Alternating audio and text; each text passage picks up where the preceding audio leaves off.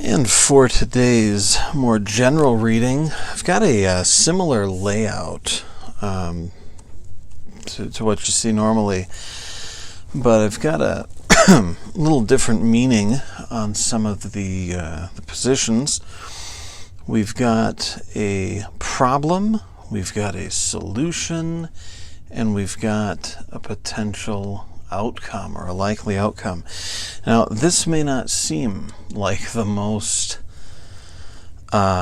promising or favorable outcome, but let's take a look and see where what we can learn here. Now, I'd like to get the assistance of Mr. Crowley's deck here for a moment. I want to take a look at his rendition of the Seven of Swords, futility. Now, in the Rider-Waite version, I see somebody maybe stealing some swords, maybe stealing a talent or some equipment from a carnival in the background, or maybe taking weapons away from an encampment. But with the insight that we get afforded by the Thoth deck, I see maybe more of a desperate measure. Maybe our work or our life just has begun to feel a little bit monotonous, a little bit futile. What to do next? Maybe this guy wants to go on a bit of an adventure. But whatever the case, whatever the context or the environment we find ourselves in, it would appear that the problem involves futility. And in that position, we may find ourselves asking, why bother? Why bother? Why bother trying to improve? Why bother trying to do something new? We hold ourselves back with thoughts like that. So when we move into a solution category, we see the Ace of Pentacles, or discs as Crowley prefers. We won't look at the Ace of Discs from the Crowley deck at the moment, but I want to just mention a couple things about this. So we've got potential. We know that the aces typically refer to potential. It hasn't been hatched yet. We have to do something with it. But first, we just have to realize that we have it. Before we can even go through that gate to that new phase of our life, or to look, face to face with that new, maybe unknown or long forgotten part of ourselves, we have to realize the potential. We have to hand that to ourselves and take it. We have to take that from ourselves and have a willingness to get up and move and do something and get on that path away from futility. Kind of neat here. Actually, it looks like if we view this in a linear sequence, he even wants this, right? He sees the possibility, but his feet want to carry him in a different direction. He got his head and his attention going this way. He got his feet carrying him in a different direction.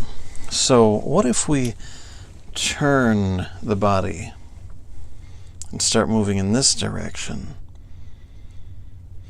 We might take some of the swords with us. We might take some of the things that we know and have learned. We probably should take a lot of what we have learned with us as we go through this new gate, this new archway to a different phase of life.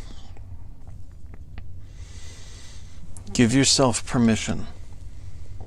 Give yourself permission to recognize and accept your potential to do greater things. One of the guys I like to listen to, Gary V, he talks about how a lot of people work for companies that will replace them. They'll run the help wanted ad the day they die. Think about your worth. And please tell me you believe you have more worth than that. Can you quit your job? Can you quit the monotony and the futility right now? Maybe not. But can you put yourself on the path that will lead you to something greater? Give yourself permission. Don't just want it. Start taking steps and moving in that direction. Now, for an outcome, just talking about all this positive stuff, and we see two beggars, one without shoes in the middle of winter. This does not look terribly promising. This doesn't have to get taken literally. If you turn around and maybe give a little less of yourself to your futile situation, and you start moving in the direction of believing in yourself and transforming your environment internally so that you can manifest things externally, it does not mean that you'll end up homeless in the middle of winter or at all. The pentacles can refer, and often do, to one's internal environment. How long have you spent in this situation? Probably quite a while. You've gotten used to it, even though it frankly sucks. And it sucks the life out of you, and it kills your spirit. You've gotten used to it, and you've gotten comfortable with it, and you've gotten to accepting it. So when you move beyond the stability, regardless of the goodness or badness of it, of the comfort zone or box that we can see represented by the 4, into the 5, it can feel like moving out of the comfort zone, the warmth of the, say, church building that we see the window of here, and out into the cold, where we have to learn how to defend for ourselves, how to do more. We may have to learn new skills. We may have to learn an art or new things about ourselves. And that can create, as Crowley would call it, a lot of worry. Now, better than homelessness, but still not the most ideal outcome. I get that. But you can do two things with that worry and with that discomfort and the challenges that come along with this. You can say, you know what? Never mind. Let's go back inside. Let's go back to what we know. And let's just do that until we die. Or we can make it a motivator.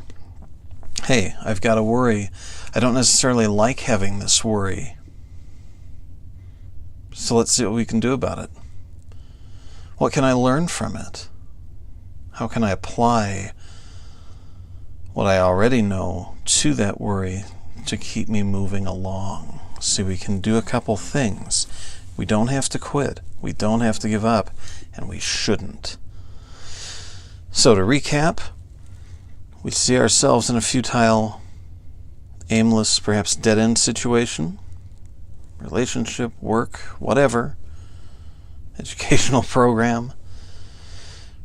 We have to give ourselves permission to do something better and put ourselves on the path to moving in the right direction. And yes, doing so will put us in some awkward situations. It'll feel weird. Might even feel a little cold and scary and uncertain, but we can do it because we've got it in us. I've started on stuff like this, and it can take some time. Don't get discouraged. Keep moving, keep going. You'll do fine. You'll run into other folks who can help and that you can help, and things will turn out better than you probably even expected. I think I've taken about enough of your time for now, so I will wrap this up.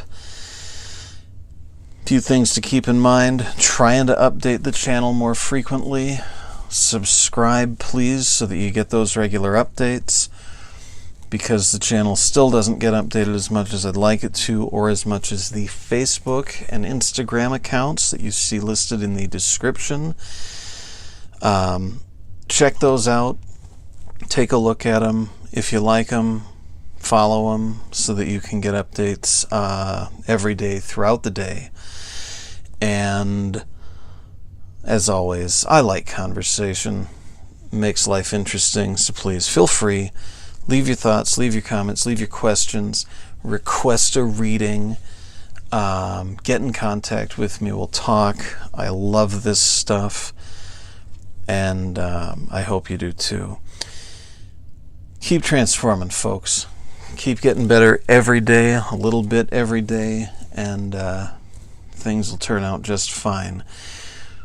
Until next time, have a fabulous day.